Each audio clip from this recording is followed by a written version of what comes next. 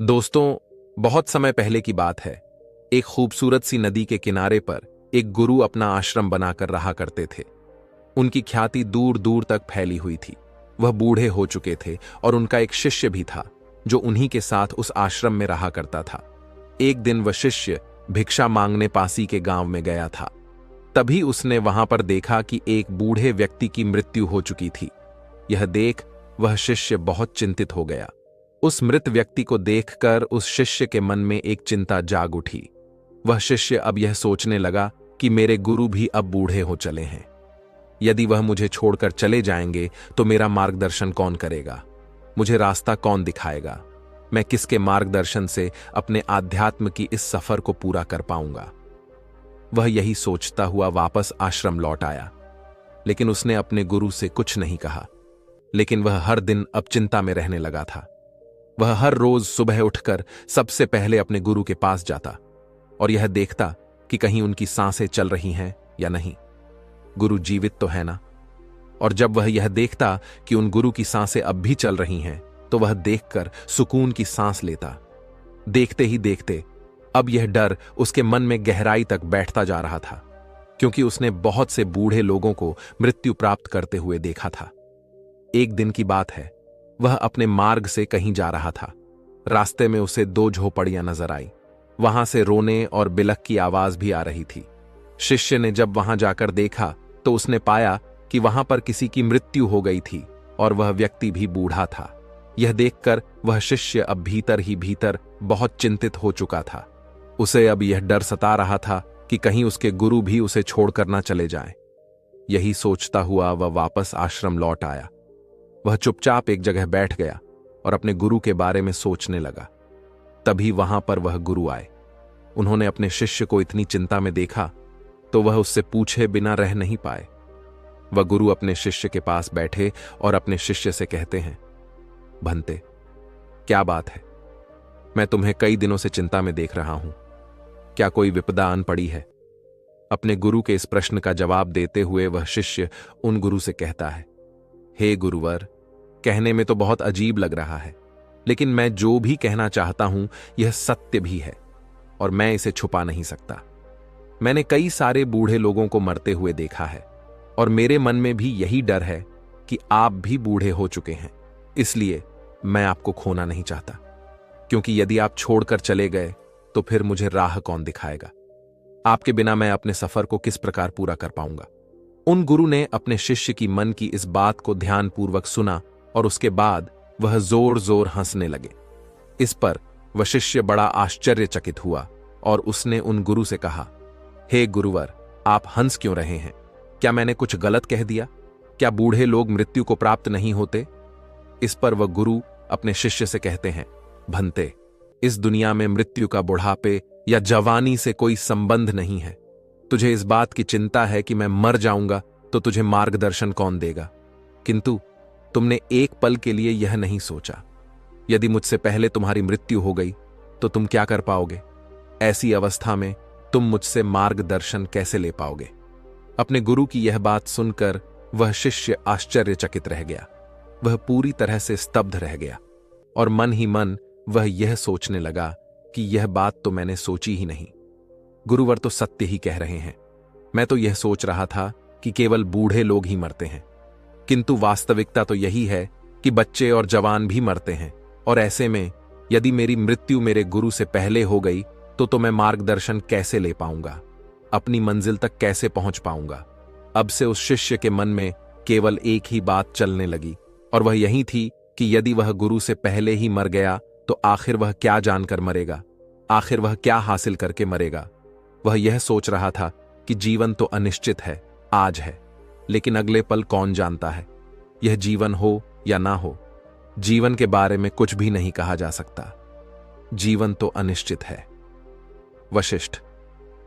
यह सब बैठकर सोच ही रहा था कि देखते ही देखते रात्रि का वक्त हो चुका था और गुरु अपने कक्ष में सोने के लिए चले गए थे। शिष्य भी सोने की कोशिश कर रहा था, लेकिन इस विचार ने उसके मन में इतनी खलबली मचा दी थी कि वह सो नहीं पा रहा था। वह बेचैन था।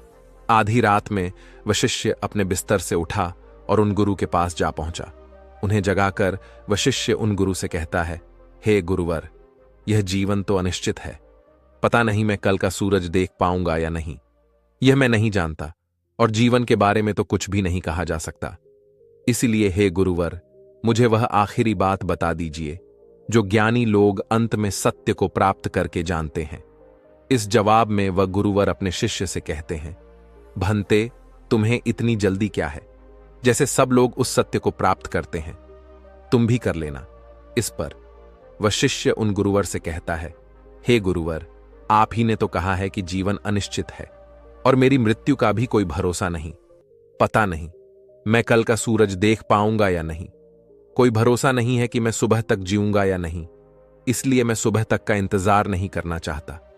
आप मुझे अभी और इसी समय वह बात बता दीजिए। मैं वह आखिरी बात जानना चाहता हूं जो ज्ञानी लोग अपने जीवन के अंत में जानते हैं। कम से कम मृत्यु के वक्त मुझे यह तसल्ली तो होगी कि कम से कम मुझे वह बात पता है कि आखिर अंत में है क्या।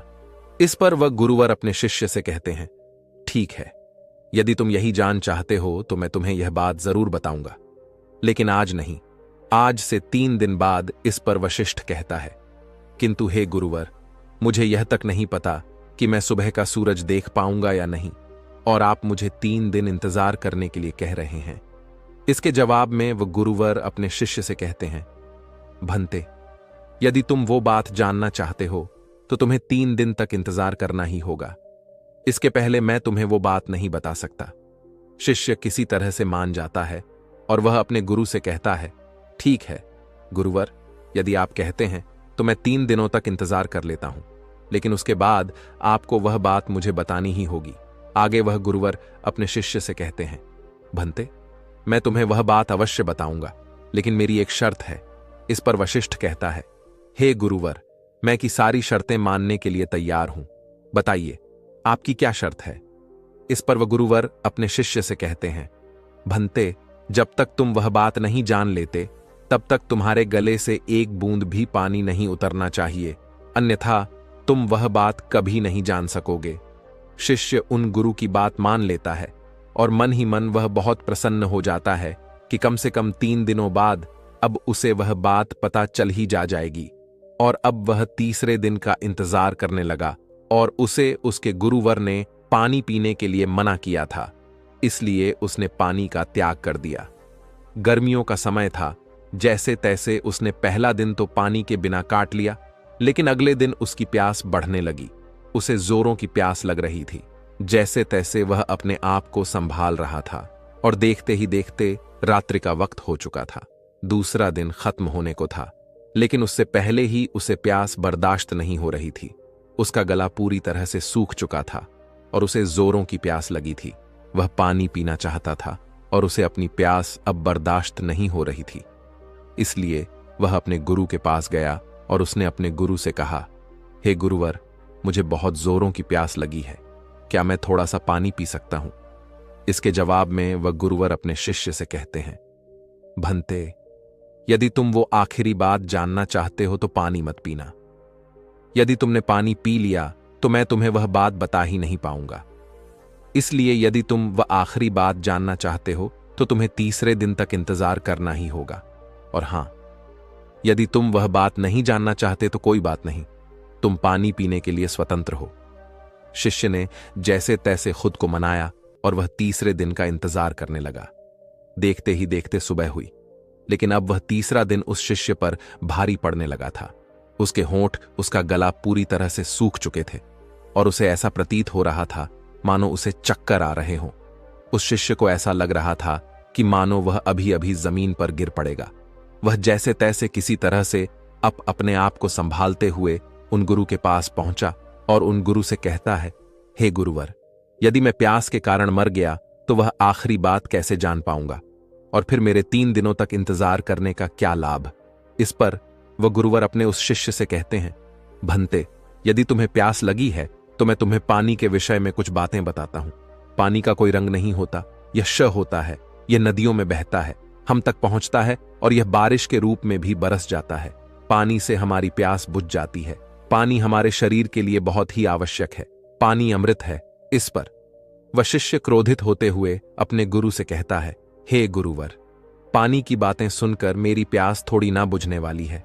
इस पर वह गुरुवर अपने शिष्य से कहते हैं, भंते, तो तुम्हारी प्यास कैसे बुझेगी? शिष्य ने जवाब देते हुए कहा, हे गुरुवर, जब तक मैं पानी नहीं पी लेता मेरी प्यास कैसे बुझेगी?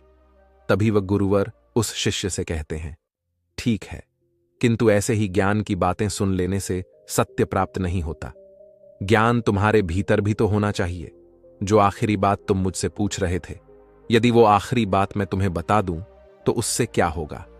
यह ऐसे ही होगा जैसे मैंने तुम्हें पानी के विषय में बताया। पर क्या इससे तुम्हारी प्यास बुझ गई नहीं? तभी वह शिष्य उन गुरु की बात काटते हुए कहता है, हे गुरुवर, मैं आपकी बात समझ गया। वह आखिरी बात मुझे खुद ही अनुभव करनी होगी। तभी उन गुरु ने शिष्य को पानी पिलाया।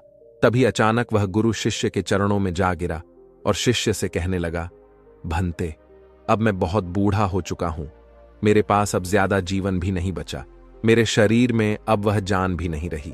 और यह सब मैंने केवल इसलिए किया कि वह आखिरी बात बता देने के बाद तुम यह ना मानकर बैठ जाओ कि तुम्हें सब कुछ पता है। अब सुनो, मैं तुम्हें वह आखिरी बात बताने जा रहा हूं। इसे ध्यानपूर्वक सुनना, लेकिन मेरी एक बात हमेशा याद रखना। जब तक तुम इस चीज का खुद अनुभव नहीं कर लोगे, यह बात केवल तुम्हारे लिए बात रह जाएगी। इसका तुम्हें कोई लाभ नहीं मिलेगा। परंतु उससे पहले यह जान लो कि इस दुनिया में जितनी भी बातें कही गई हैं, वह सब केवल बात बढ़ाने की बातें हैं।